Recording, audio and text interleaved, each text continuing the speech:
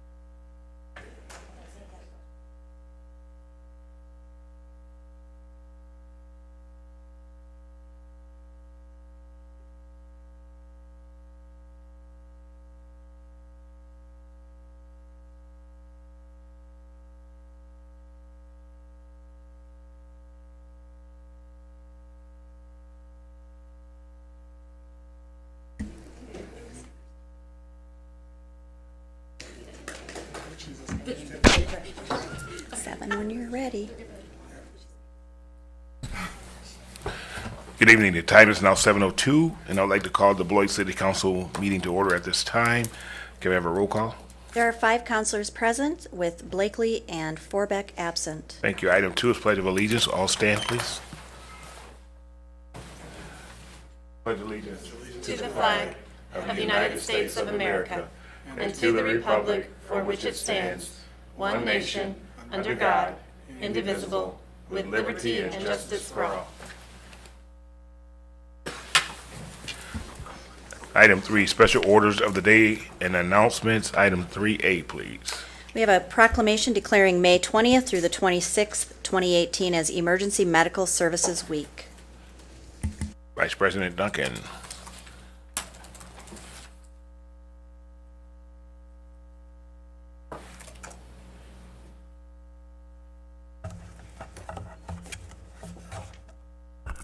Chief Liggett, on behalf of the City of Beloit, we'd like to present you with a proclamation, and it states, whereas emergency medical services is a vital public service, and whereas the members of emergency medical services teams are ready to provide life-saving care to those in need 24 hours a day, 7 days a week, and whereas emergency medical services has grown to fill a gap by providing important out-of-hospital care, including preventative medicine, follow-up care, and access to telemedicine.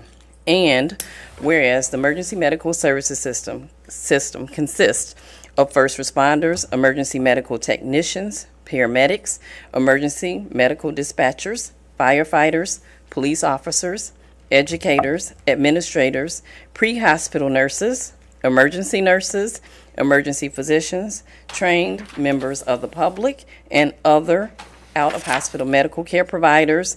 And whereas the members of emergency medical services teams, whether career or volunteer, engage in thousands of hours of specialized training and continuing education to enhance their life-saving skills.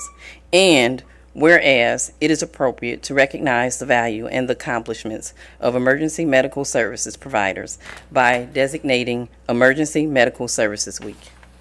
Now, therefore, the Council President of the Beloit City Council does hereby proclaim the week of May 20th through May 26, 2017 as Emergency Medical Services Week with the theme. And can you share a few words with us, please? Sure, absolutely. The fire department will be beginning this particular Emergency Medical Services Week with a Kids Academy, an Emergency Medical Services Academy sponsored with focusing on their role as guardians by proactively engaging our community to create unity, build and sustain trust, and enhance the overall safety of the City of Beloit. And whereas all members of the City of Beloit Police Department recognize and take seriously their sworn duty to serve the community by safeguarding life and property, protecting all against violence and disorder, and working in partnership to enhance public safety. And whereas we proudly honor and pay tribute to the ultimate sacrifice made by past City of Beloit law enforcement officers while gratefully acknowledging the daily sacrifices of our current officers. Now, therefore, the City Council, President of the Beloit City Council, does hereby proclaim the week of May 13th through May 19, 2018 as National Police Week in the City of Beloit, and calls upon all citizens and civic organizations to appreciate the contributions which these officers make every day to our health, safety, and quality of life. We present this 7th day of May 2018 from the Beloit City Council. Thank you, Chief. If you could share some words with us. Thank you, Council, very much for the proclamation. On behalf of the department, we're extremely gratified to have the support of not only our community, but this elected body, our city manager, and the Police and Fire Commission. We've been working very hard to make Beloit a safer city, and I think the folks that live here are starting to see some of the benefits of that, so it's much appreciated. We've got a number of events during National Police Week that I just want to bring to your attention. This Thursday in the Forum, this Thursday evening, we'll be pinning a badge on 2 new officers. They'll graduate the academy on Friday, the 11th. On Wednesday the 16th, we'll have our third annual awards ceremony. That'll be at the Eclipse Center. I would encourage any and all attendance, both for the councils and community members. On the 17th is the Rock County Law Enforcement Memorial. That's being held in Janesville this year at the Rotary Gardens. And on Saturday, the 19th at 11 a.m., our friends at First Congregational Church and a couple other community churches have joined together to have a public safety service recognizing law enforcement, fire, and EMS. That's at 11 a.m. on Saturday the 19th. Public, elected officials are all welcome and encouraged to attend. That's for families as well, so we hope to have a good showing there. They've really gone out of their way to give us a nice service. Last year they did the same thing. So a lot going on in the next week while we kind of recognize this, and thank you for the proclamation.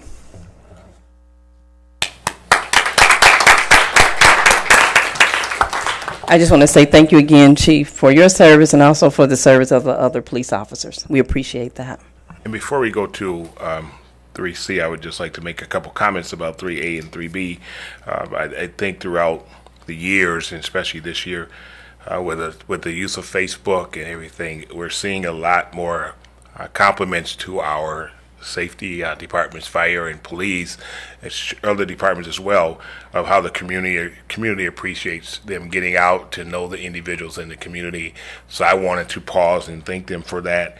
And as we look around nationally and see a lot of things that's going on in the news as it relates to police departments, we knock on wood, and we're not jinxing ourselves tonight, but we haven't had any of those incidents here. And I truly believe that it's because of the community policing and getting out to know the community for the police and fire departments, getting out and knowing our residents and letting our residents get to see them more than just riding around on fire trucks or in police cars, but engaging in the community.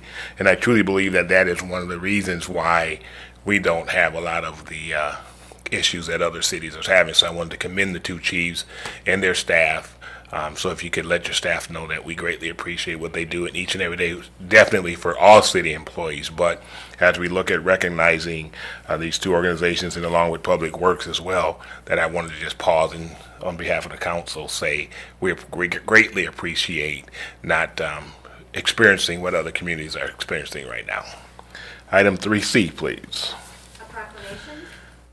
A proclamation declaring May 20 through the 26th, 2018 as National Public Works Week. Can I have Laura Williamson, our Public Works Director, and her staff come forward, please? And I would like to present you with a proclamation on behalf of the City of Beloit. And it states, whereas the public services provided in our community are an integral part of our citizens' everyday lives, and whereas the support of an understanding and informed citizenry, I hope I said that right, is vital to the efficient operation of public works systems and programs such as water, sewer, stormwater, streets and highways, public buildings, parks, recreation, transit, engineering, and solid waste collection. And whereas the health, safety, and comfort of this community greatly depend on these facilities and services. And whereas Homeland Security now recognizes public works as a first responder, and whereas the quality and effectiveness of these facilities, as well as their planning, design, and construction, are vitally dependent upon the efforts and skill of public work officials, and whereas the efficiency of the qualified and dedicated personnel who staff our Public Works Department are materially influenced by the people's attitude and understanding of the importance of the work they perform, and whereas the theme for this year is the power of public works. Now, therefore, the City Council President of the City of Beloit does hereby proclaim the week of May 20th through May 26, 2018 as National Public Works Week in the City of Beloit, and calls upon all citizens to recognize the contributions made by our public works employees to the health, safety, comfort, and quality of life of Beloit residents, and encourages citizens to participate in the open house presented this 21st day of May 2018. So thank you very much on behalf of the City of Beloit. So thank you, Laura. Thank you. Thank you so much. And can you share a few words with us, Yes, please? absolutely. Come on over. Come on, Patty. These two ladies, Patty and Sonia, have been heading up a committee within the Public Works Department in preparation for our Public Works Week, and I would invite you all out on May 19th to come to the Farmers Market. We collaborate with the Farmers Market, and we show all the great things that are done in Public Works. We're that silent service that everybody receives, and so we're excited for this. This is done every year. These ladies do a great job in bringing everybody together, so please come out. It's a very family-friendly event. Hope to see you there on May 19th. Thank you. Thank you.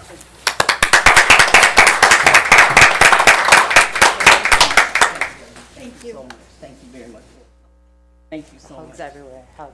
Yeah, and I just got to give them extra hugs, because how often do we drink our water or go take a shower or get in the tub and don't even think about what happens or how we got to this point? So I just want to say that we truly appreciate what you do for our city, and as our president alluded to earlier, and he talked about so many things going on, and people don't have even clean drinking water to drink. So what you do is, we do not take that for granted. We truly greatly appreciate all the work that our Public Works Department are doing. So. Thank you. 3D, please. Okay. Proclamation declaring May 6th through the 12th, 2018 as National Travel and Tourism Week. Okay. Next, can I have Celestino please come forward? Oh, you came fast, quick. Wow. We're going to get moving tonight. You're ready. Come on over. On behalf of the City of Beloit, I would like to present you with the proclamation, and it reads: whereas travel has a positive effect on the state of Wisconsin, Rock County, the City of Beloit, and the nation's economic prosperity and image abroad. It also impacts business productivity and to individual travelers' well-being. Whereas travel to and within the United States provides significant economic benefits for the nation, generating more than $2.3 trillion in economic output in 2016, with nearly $1 million spent directly by travelers. Whereas travel is among the largest private sector employers in the United States, supporting 15.3 million jobs in 2016, including 8.6 million directly in the travel industry and 6.7 million in other industries. Whereas travelers spending directly generated tax revenues of $158 billion for federal, state, and local governments, funds used to support essential services and programs. Whereas in Rock County, travelers directly spent $244.8 million, generated $398.6 million in business sales, provided a need for 4,147 travel-related jobs, with a combined labor income of $96.5 million, and expended $29.4 million in local and state tax revenues in 2017. Whereas international travel to the United States is the nation's #1 services export. In 2016, travel generated $245 billion in exports, creating an $84 billion trade surplus for the United States.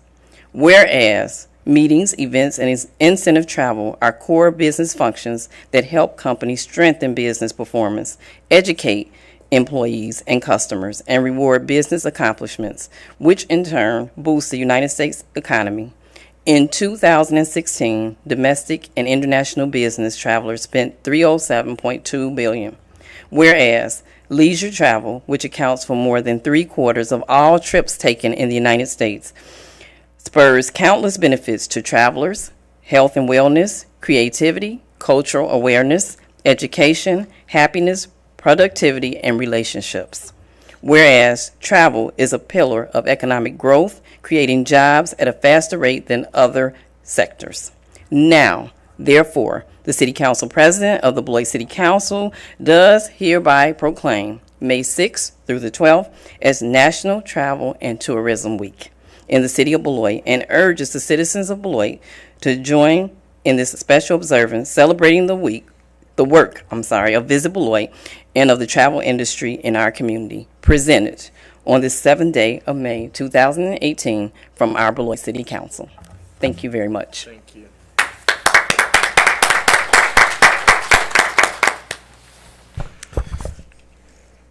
Good evening. Thank you, Council President, councilors, and City Manager for this proclamation. Once again, my name is Celestino Ruffini, and I'm the Executive Director of Visit Beloit. On behalf of the Visit Beloit Board of Directors and staff, we're honored to work in and represent this fine community. Visit Beloit has been in existence for 31 years now, and we've evolved definitely with the times. More so than ever, we are curating and telling the story of Beloit to people near and far. Our marketing efforts continue to reach demographic and geographic markets through a variety of mediums, and our sales efforts are well refined and focus on bringing business here to this community that leverages our Beloit brand. We also continue to service visitors with information and knowledge at the state's busiest welcome center on Interstate 3990. Additionally, we support dozens of local organizations through grants, sponsorships, contributions, and donations. 3 things worth noting tonight with this proclamation. We recently launched a new redesigned getaway planner promoting Beloit and promoting this entire region. I encourage anyone watching the broadcast or anyone interested in viewing it to go to our website, visit Beloit.com, where you can view it digitally or you can request your own printed copy. Secondly, I want to thank the Beloit Daily News for publishing a 3-day feature educating the public on the tourism industry. That series started today and is focusing on lodging, restaurants, and events here in Beloit. And also, new this year, we really wanted to focus on our PR efforts with residents here in this community. So we partnered with the State Department of Tourism to publish an 8-page publication which will be delivered to every house in the city this week to talk about the tourism industry and its impact here both in Beloit and Wisconsin.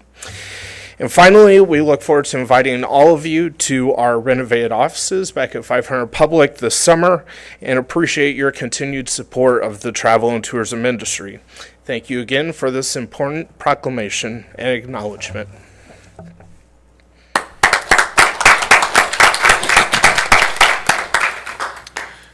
Item 4 is public hearings. We have none this evening. Item 5 is public comments. We've reached a point on the agenda where citizens may come forward to speak on items that's not on the agenda. We will give you 3 minutes. I will not cut you off at 3 minutes, but I'll give you a friendly reminder. However, if we want you to refrain from personal attacks on staff, council members, and audience, if you go down that road, I would ask you to sit down immediately. We do have an individual that did fill out a form. If you did not fill out a form, you still may come forward at this time to speak. The first individual that we have is Matt Schulte. If you could come forward and state your name and address for the record, please.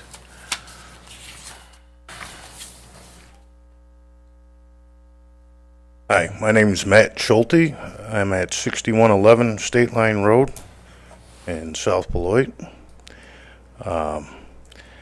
Came to discuss relocating the entrance of Toledo Mold and Dye. I was here 4 months ago and about the truck traffic and everything. Voiced my concern before they even opened the place when I seen they were putting an entrance right across from our houses. Nothing is, I haven't really gotten anywhere. I originally spoke with Mike, the city engineer, and then after coming here, he got a hold of me again and told me to go talk to them and try to be neighborly and all that. And I talked to the plant manager, and he said, well, I could talk to the owners and all that and get a hold of you, and which he never did. So I spoke with Mike, and he told me that if I was going to come to one of these meetings again, to let him know. Well, I told him I was coming to the meeting, and he referred me to Andrew Janke, city developer, and he told me, well, it's a public road, you know. There's not much you can do about it. It's up to the developers. So I contacted Dan Vargas from Hendricks Commercial Development, and I more or less got the same stuff from him, saying that you know, traffic comes all the way from McHenry, Illinois and stuff. And I've been there almost 20 years now, and used to work nights, but we never had that much traffic. And now you got shift change at 11 o'clock, got loud vehicles, got trucks 24/7. I mean, you just can't sleep at night. It's getting real bad. They do have fire hydrants and stuff, I noticed, back by the sewer plant, like they're gonna put a road back there. And I would like them to put an entrance back there instead of in front of our houses. Looks like they plan on putting 3 more factories in. I mean, their sign has 4 spots on it. There's only 1 name on it right now, so, yeah, I haven't really gotten anywhere, so I'm asking the council to do something for us. Like I said, I've been there almost 20 years, and before you can probably count on both your hands how many cars went by between, 11 o'clock and 5 o'clock in the morning. Now, yeah, with the shift change, I got like 100 cars and stuff coming by my house, the entrance is only 100 feet off my driveway. And our bedrooms are in front of the house. So you get woke up, weather's getting nice, like to open the windows and stuff, But, yeah, I get woke up all times of night, especially at shift change. All roads are public, basically. It'd be like, I don't know who would like someone driving a motorcycle past their house 50 times, back and forth at 11 o'clock at night. But that's what it's like. They like to race out of there a lot of times, 11 o'clock, especially Friday night. I don't know if they want to go to the bar or what, but yeah, I got to be up a lot of times 2 or 3 o'clock in the morning. Get to bed at 8 o'clock at night usually. So when I get woke up at 11 o'clock, I got a long day ahead of me. Okay. Yeah, there's other alternatives besides, putting an entrance right across from everybody's house there. Okay. My neighbor also complains to me about their lights for their sign. They got floodlights there, shines right in their house.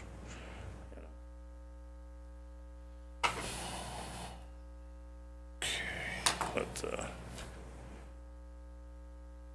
yeah, I was hoping they can do something about it before they start building more. It looks like it's all laid out. Okay. What I'll do, Mr. Schulte, is have a discussion with the city manager and maybe Mr. Yankee and Mike. I don't know if there's anything that we could do, but at least I'll have that conversation with them and kind of follow up. And then maybe have one of them reach out to you, kind of what we talked about, maybe have the city manager reach back out to you after we discuss it and see. Like I said, I don't know, I can't guarantee that we'll do anything, but at least we will definitely, I'll definitely talk about it and see. I can't make any promises. Well, like I said, I've been there almost 20 years now and done a lot of work on my house and feel like if I want to sleep, I got to get out of there. Okay. I don't really want to leave, Okay. I want to start over. I got about 8 years till retirement. Okay. But, okay. Yeah, it's impossible. It's ridiculous. Really. Okay. And we have your number. Correct. Okay. All right. Let me do that. Yep. And I was even asked, what side of the road you live on? The Illinois side. Well, I think my mailbox is actually in Beloit. Okay. But the noise don't stay, Okay. on that side of the road. Okay. Thank you. Thanks. Anyone else wishing to speak under public comments this evening? Third and final call. Anyone wishing to? Okay. I can give your name and address for the record, please. Good evening, City Council members. My name is Christopher Mark Hurd. I'm a lifelong resident of this community. The first issue I'd like to touch on is grade school sports. I have a 10-year-old granddaughter who attends school in the Turner School District. Fortunately for her, they have a basketball program. But there's one problem. We have to drive 30 to 40 minutes to every game. I thought if the Beloit schools had a program, it would be good for both systems. More importantly, the children.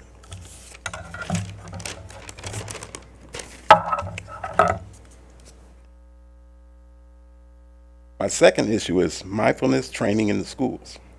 As a child growing up in this community, I acquired a couple of conditions: extreme anxiety and major depression. How I came by these conditions was no accident. At 4 years old, I was molested by a doctor and his nurse. After that, my life was no crystal stair. After suffering from age 4 to 55, some angels broke through the darkness and gave me a book, written by John Kabat-Zinn on mindfulness. I know there's children who can benefit from this book if it were added to their curriculum. No doubt in my mind that this book, this information, could save lives and souls. Thank you, and may we all be better people tomorrow. Thank you. I'm going to also suggest, Chris, that have you been to the school board meeting as well with the same information? No, I haven't. I would say also start there, because if it's a school issue, we can't really do too much. Right, school board, they meet on Tuesday, the second and fourth Tuesdays at Roosevelt, the old Roosevelt building, at 7 o'clock. And they meet in what used to be the cafeteria in the back, where the snack lunch people used to eat, that cafeteria. All right. So if the second and fourth Tuesdays at Second and 7 fourth o'clock. Tuesday. Yeah, you can go there, and they have public comment periods as well, so you can get up and share the same information with them. Oh, okay. Okay? All right, thank you. Thank you. Anyone else wishing to speak under public comments this evening? Okay, that was the third and final call. We'll move to item 6, consent agenda, please. All items listed under the consent agenda are considered routine and will be enacted by one motion. There will be no separate discussion of these items unless a council member so requests, in which event the item will be removed from the general order of business and considered at this point on the agenda. Is there anyone wishing any item removed from the consent agenda? Seeing none, is there a motion for the consent agenda consisting of items 6A through 6H? So a motion by Jacobson and a second by Duncan. Any questions, comments, or concerns? Seeing none, all those in favor of approving the consent agenda say aye. Aye. Any opposed? Hearing none, passes 5-0. Item 7, licenses, please. 7A. Consideration of Resolution 2018-086 for approval of 2017-2019 applicants for an alcohol beverage operator bartender's license for the period April 12th through May 1st. You have before you 15 recommendations for approval and no denials. Is there a motion to approve? Motion by Preschel, is there a second? Second by Duncan. Any questions or comments? Seeing none, all those in favor of approval of 7A say aye. Aye. Any opposed? Hearing none, passes 5-0. Item 8 is ordinances. We don't have any this evening. Item 9 is appointments. 9A is council president committee board appointments. For council members, I would like to move this to our 21st, May 21st meeting. So we would revisit that at that time. If there's any counselors at this time that would like to be appointed to committees or stay on the ones you're on now or would like to change, I would ask that you get that information, and I'm going to make a switch here. City manager, if that's okay, because I know everyone's busy. If you could get any changes that you have from if you did not send one before. If you sent one before, we're okay. If you have not sent one before, I'm going to ask you to send that to the city clerk at this time, and then she can kind of work with Pam, because Pam has the original list. That between the two, we can get the finalized list before the 21st meeting. So if we can get that to the city clerk, I would greatly appreciate that, and then we'll make those appointments on the 21st. Item 10 is council activities and upcoming events. Councilor Preschel. I'd just like to point out, as everybody probably knows, Saturday was the first farmers market of the season, and I'm pretty sure it was a record attendance. I've never seen the Mill Street parking lot that full at 8:45 in the morning on opening day of the farmers market, ever. And it didn't really let up until the end. They actually didn't get the barricades off the street until 2 o'clock, which is pretty darn late and especially for an opening day of the farmers market. It was quite stunning. And we worked really hard. We were quite busy, and it was a very, very good kickoff. A lot of vendors too. So it all in all, it was just a big wow moment for me. And since we were talking about the fire department earlier, I did want to point out that there was a fire in Big Hill Park. Something got away from somebody, but I was amazed when I went out there the next day and I saw how superficial the burn was. The fire department must have done just a stunning job of getting out there and getting that controlled. I was just amazed, to see the results. They must have done I just can't imagine how quick they got that under control. It was quite amazing. And there's a lot of fuel on the forest floor there, so so that was good to see. Didn't look like there was any substantial damage from it. That's one of my favorite areas of the park. So kudos to you guys for dealing with it so well there, Brad. And it was quite a. I made a point of sharing that with everybody already. So. And last Saturday and Sunday, Saturday in particular at Eaton Chapel, the Beloit Janesville Symphony Orchestra finished off its season with Beethoven's Ninth and a chorus of 80 people and a full orchestra, and we outplayed and outperformed the rock concert behind Eaton Chapel that night. And we were all acoustic, no mics there, so it was an amazing performance. You cannot believe what just some people playing instruments and singing can do in a place like Eaton Chapel. No microphones were involved. It was all live. It was amazing. And then they repeated the same performance the next day up in Janesville, and it was a great turnout and a great way to end the season. So next time you'll see the BJSO is at the 4th of July down on the Riverside. So thanks. Councilor Jacobson. Councilor Anderson. It's been a busy couple weeks. Mark failed to mention that he attended Beloit Trivia, and I showed up a little late. And I don't know if Mark wants me to tell everybody, but his team did not get first place, but they did a great job. It was a lot of fun, and he disagrees with the outcome, but that's okay.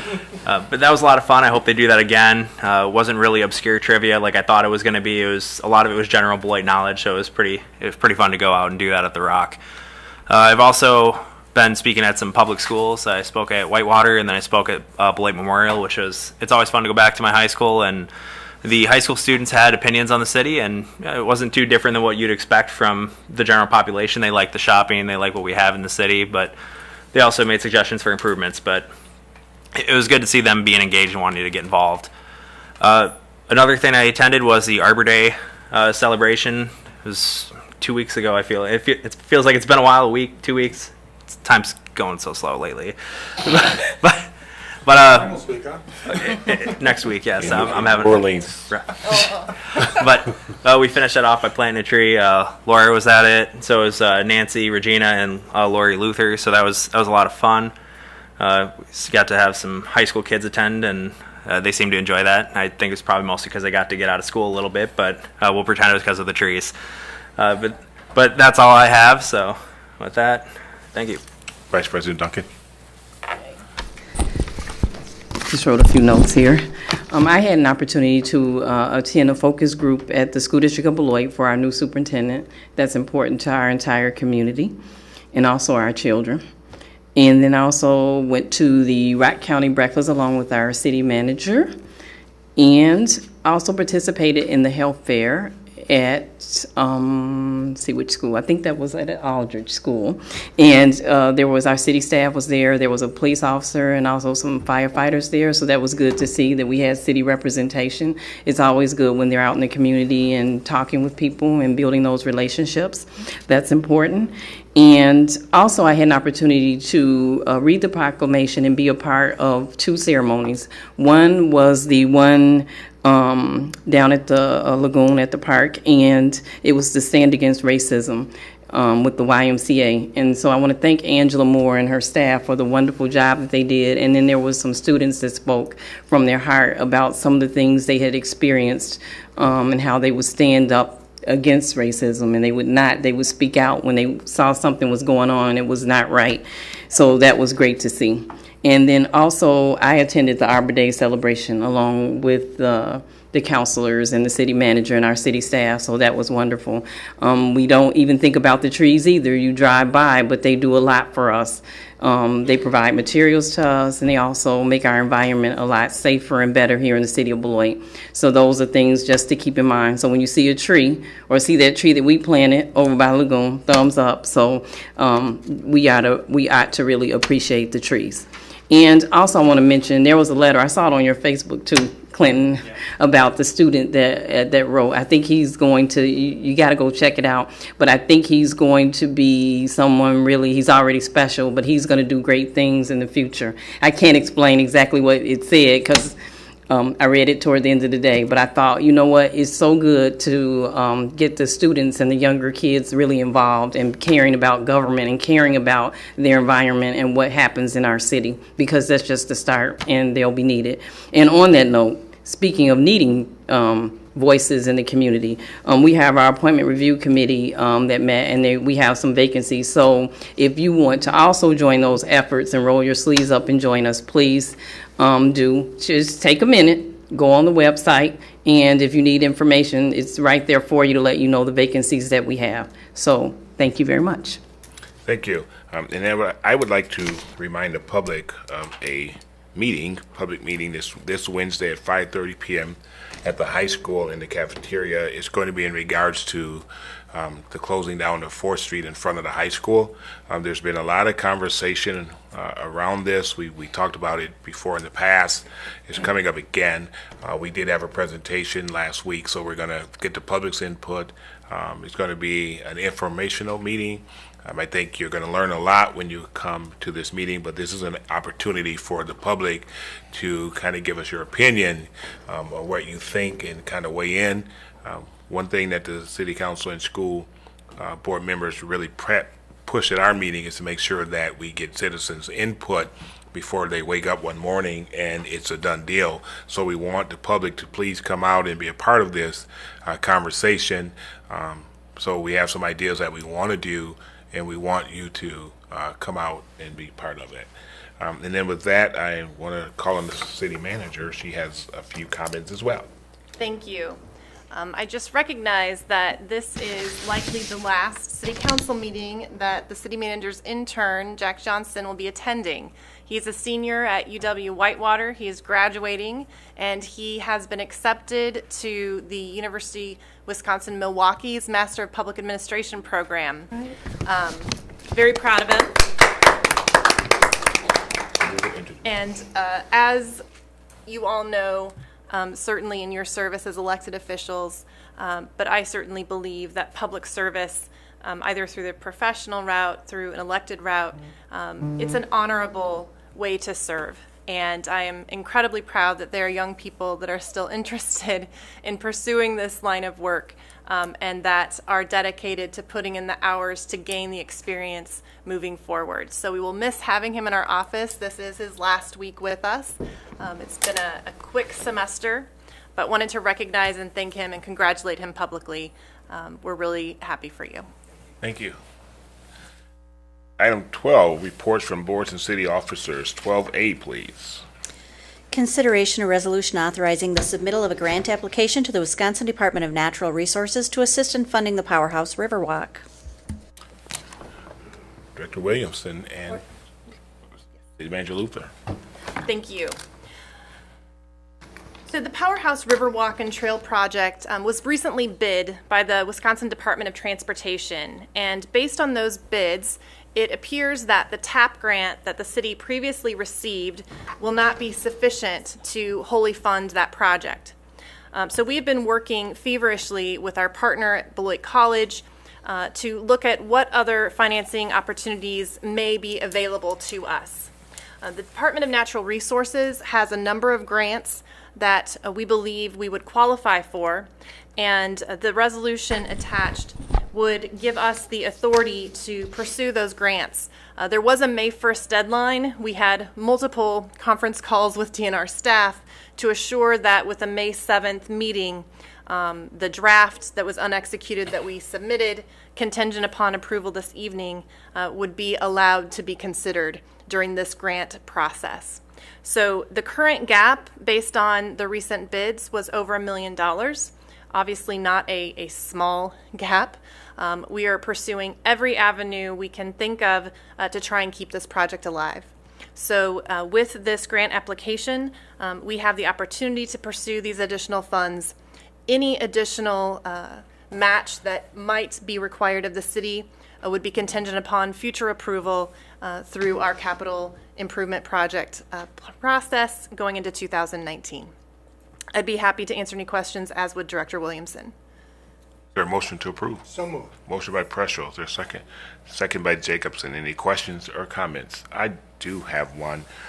So what happens if we don't receive the grant? So other private financing and fundraising is occurring as we speak. Beloit College has really been leading that effort. They had already secured significant private financing to help move forward their entire rebuild of the Powerhouse project, and certainly this component as well. So that will be a piece of the future financing. In fact, Beloit College has already agreed to contribute in addition to the amount that they had previously committed to for this project. So we know that they are working on that end. And again, we are pursuing any other grant opportunities that might be available. This was put together in about a week because the timing of the bids and moving forward with the deadline. But we will continue to see if there are other grant opportunities or other financing opportunities in addition to the private fundraising that Beloit College is leading.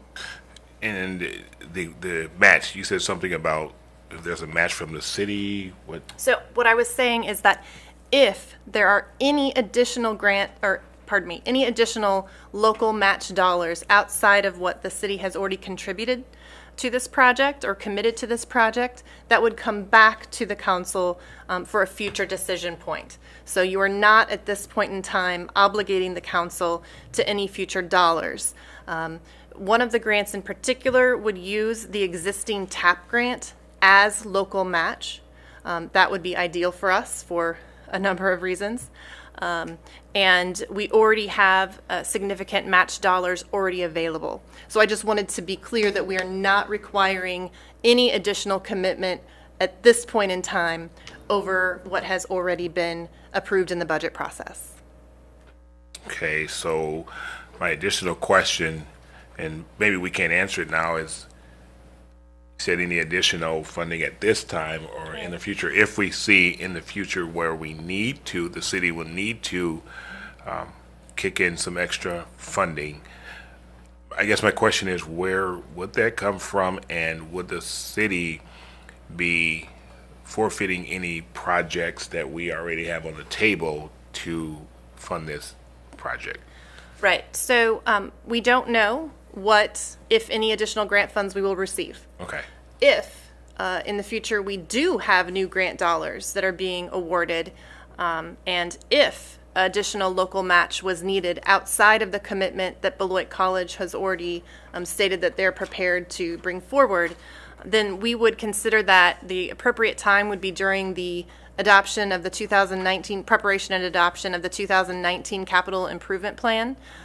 That is the point in time when the priorities are evaluated and the leveraging of city dollars to other funding sources is evaluated to put that entire program into effect for the community. So I know there are a number of unknowns at this point in time, but in an effort to keep this project alive, we are trying to pursue as many other funding opportunities outside of local funding, knowing we simply don't have the capacity to bring forth $1 million to bridge the gap for this project. Okay.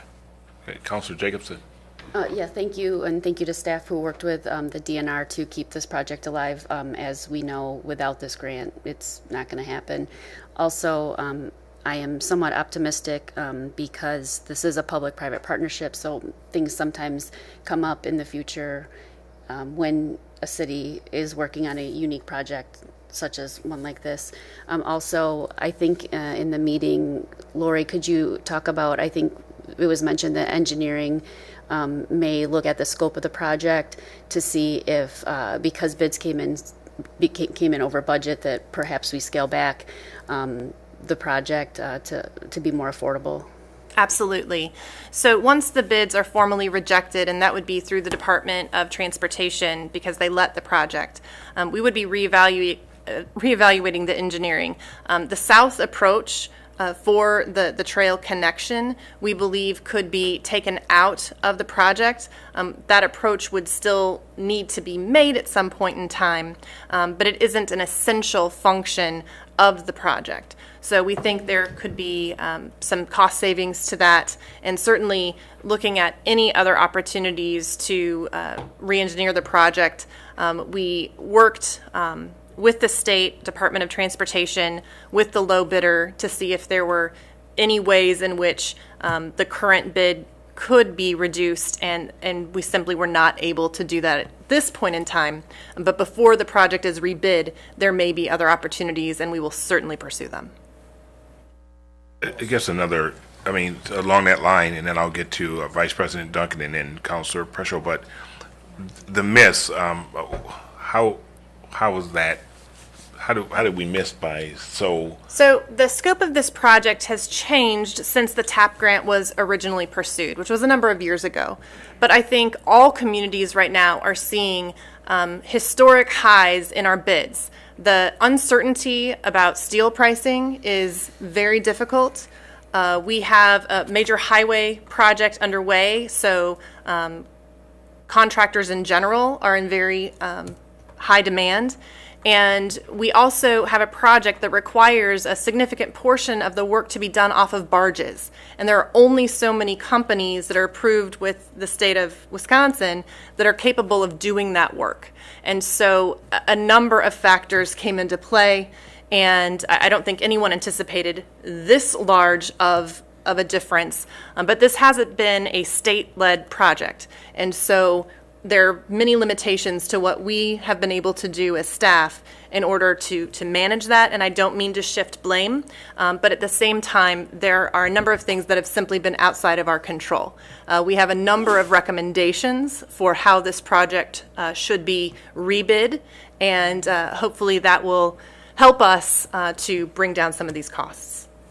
Okay, because I guess my only concern, I don't know if that's the best term that I want to use, but I think we've had bids in the past recently that we had to that were rejected because they came in too high, and we're hearing that materials, the price of all that is going up. So I guess sitting in this seat, I would wonder, when we put the budget together for a project, why aren't we going higher, since we know that right now that's the history of the direction that we've been going? Because I think the last few times that we've had something come before council, they've been rejected because the bids come back too high. And if we want to continue to move projects forward, I think we're missing a step here by budgeting low, because it's slowing the projects down when they come back and then we got to go back out to rebid. To me, we're wasting time, and maybe I'm missing something. Well, one of the difficulties in a project like this is that, the TAP grant was applied for prior to my arrival. So this was prior to 2015. So it's a moving target. You're trying to estimate what those inflation factors are going to be on a year-to-year basis, and that's very difficult to do. That said, the scope has changed since that project was initially approved in 2015, or prior to 2015. And again, these were not our engineering estimates. This was the contractor that was hired by the state in order to do that work. And they are, specific bridge engineers. And even with that, the costs came in below what the actual bids were. So I don't mean to make excuses, but it's been a bit of a perfect storm, if you will. And I understand. I'm just saying overall for work, Right. even within the city, that I think we should take a hard look. Councilor, Vice President Duncan. Take pressure first. Councilor Preschel. My concern was for looking at the engineering of the project, and you answered that question about, if it's fully rejected, then we can re-examine the engineering. Because when you look at the renderings here, it's a lot more than just a simple path. There's patio space, there's stairs, there's all kinds of things going on. And when you think about, reducing the cost of cost of building it, you simplify the project and hopefully reduce the cost. And I would assume that that's going to be looked at, especially if we come up short even still, because the basic functionality of the path needs to be there. The other things may be beyond their capability of delivering, and that may come out to the college or something like that. Because right now, because we've got a bid let, we can't really change the engineering. So I understand that. Just as long as down the road we're able to do that and we're able to re-examine the engineering side of things and simplify to reduce. I think we had to do that with the gantry when we built the gantry, didn't we, Beth? I think we had to come back and was re-engineered and cut the prices by half almost, I think. Was that before your time? I don't know. I don't know. I don't remember. I wholeheartedly agree. Much of the public space that you can see on the visual in the patio area is already the college's expense. So that entire area is not falling within the grant or within our project. The college has already funded a significant portion of that on their own. So in looking at that, we certainly will ensure that all of those opportunities are pursued, but at the same time, it is going to be difficult to reduce cost on this particular project. The nature of the work, the fact that it has to be done largely by barges, those access issues are going to be problematic for us in the future. And I say that simply because I am concerned that even by rebidding the project, we can in no way guarantee that the bid prices will come back lower. And that's why we are as focused on new revenue streams as we are on reducing the cost, because on this particular type of project, it is going to be difficult to cut down that $1 million gap, that $1 million plus gap on expense alone. It's virtually impossible. Okay. Vice President Duncan.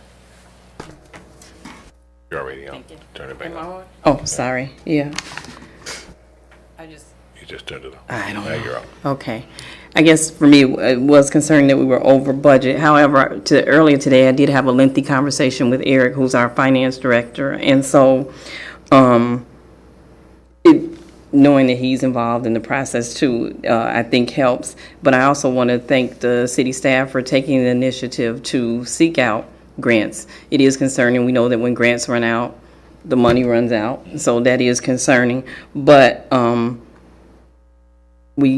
this project is going, we've got to do something. So I just want to say to the staff, I just hope that they continue on the path to continue to seek out the funding sources. And it is great to, if you think about it, to have the partnership with Beloit College. It can't hurt. It can only help. So in moving the project forward, I hope that the city staff continues to seek out other funding sources. Long story short. Councilor Jacobson, did you have anything else? Could you catch your mic? I was just wondering. If I may, Mr. President. Sure. I just wanted to close by saying that we would not have been able to move forward with this grant application in a 1 week period of time without the very close partnership with Dan Schoof at Beloit College. He was immensely helpful in working with our staff to help compile all the documents and create everything that goes into this very lengthy, very detailed grant application. And so that partnership has been incredibly important. We value it, and we're very hopeful that we will be able to complete this project as was originally anticipated. Right, and I want to be clear, I'm not against the project, but when you talk about $1 million, $1 million plus gap, someone in the public is going to be wondering where the city's involved, where's this money coming from? So we ask the questions to make sure that we get the right information out, because not getting the right information out, people start saying stuff that may not be true. So one of the things that we do is we ask the questions to make sure that the right information gets out there. So, absolutely. Any other questions or comments? I believe that there is a motion and a second. All those in favor of approval say aye. Aye. Aye. Any opposed? Passes 5-0. 12B, please.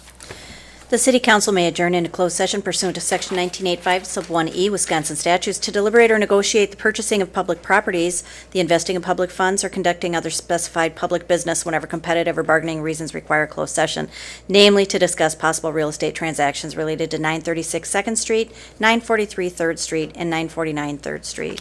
Is there a motion motion by Duncan? Is there a second? Second by Presho. All those in favor of going into closed session say aye. Aye. Aye. Any opposed? In closed session, 5-0. I'm going to remind everyone that since we are in closed session, we need to go directly to the conference room where we can conduct the business. Thank you.